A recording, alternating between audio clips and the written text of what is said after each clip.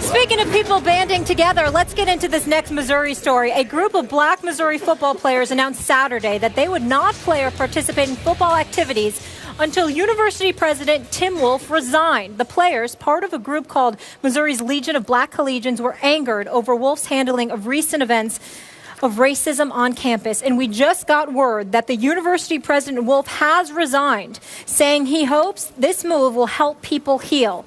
No word from the players at this point. Stephen A., what's your reaction? I don't want to use the word happy because it's a shame that it had to come to this. An individual by the name of Mr. Wolf, Tom Wolf, the president of the university, lost his job. That's certainly not a cause for celebration. It's sad that it had to come to this, but it was necessary. He had to go. And he had to go, ladies and gentlemen, because as the president of a university, of an institution for higher learning, there were problems that obviously existed at this university. And you exercised a dereliction of duty because you weren't on top of these issues. And when it was brought to your attention, you appeared to be so lackadaisical about it in the minds of those who had brought it to your attention that an individual by the name of Jonathan Butler decided that he would protest by refusing to eat until you were dismissed or you exited your post. That a university football team with at least 32 African Americans decided, with the support of their coaches, to protest and join this group, Concerned Student 1950. They joined in and they said, we stand together. Now, you got to consider that because the Missouri football program brought in over $35 million to the university last year. For them to take this kind of stance, that's why the president ultimately had to resign today.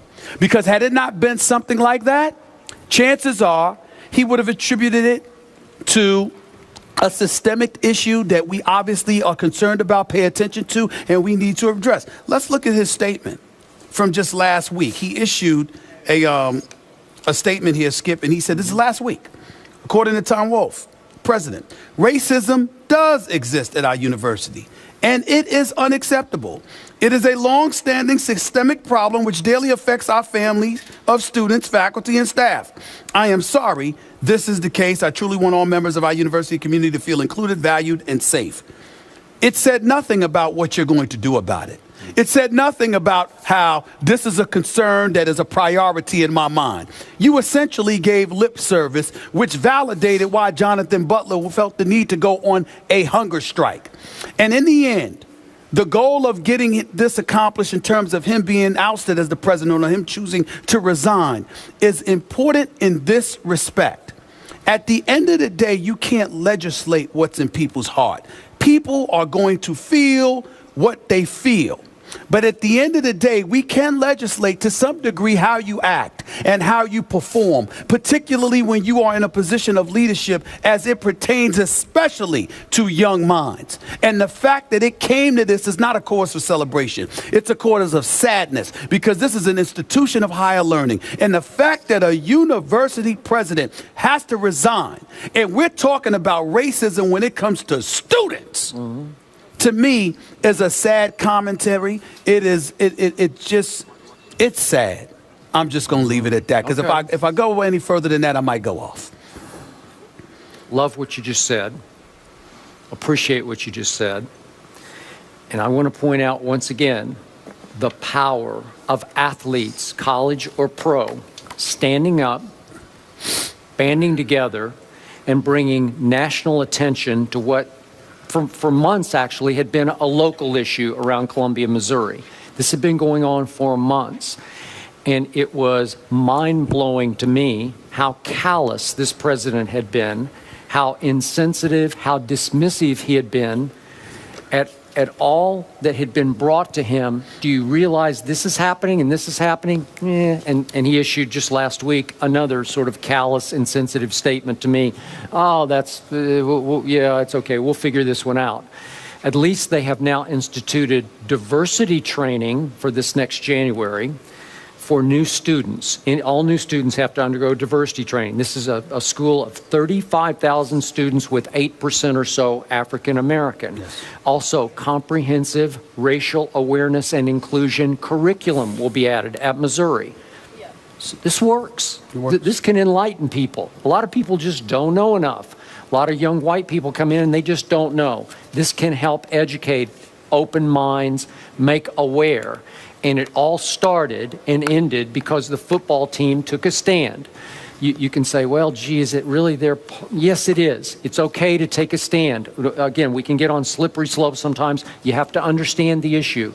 But you thought this was a very serious issue because all those black students, members of this, what's it called, 1950? Yes. Because that was the first That's year right. that they had a black student. That's right. At Missouri. Concerned student 1950. Okay, every member of that group felt that they were in peril, man. They needed something done here. And again, you can't stamp out racism. Right. We know that.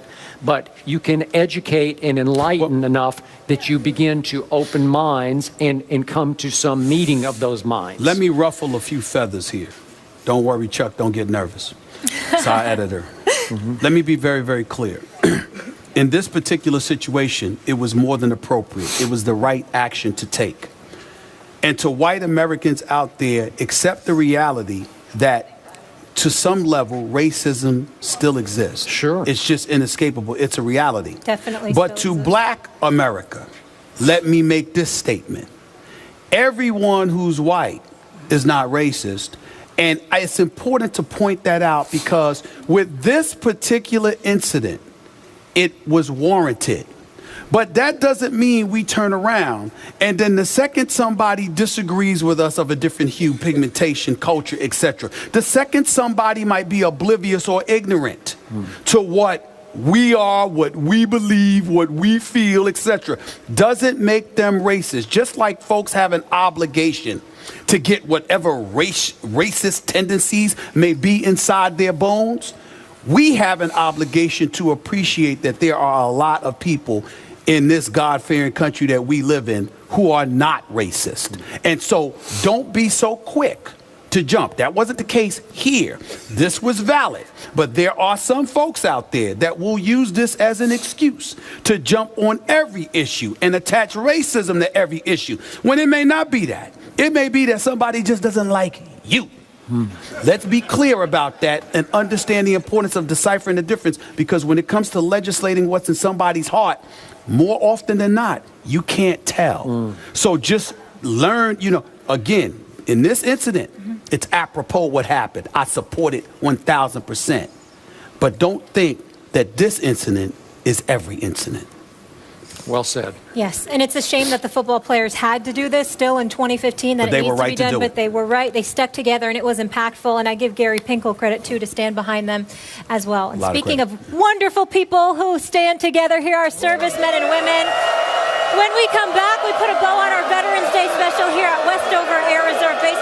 Brady versus Rodgers. Who's the best in the NFL? We'll get into that next. Stay here.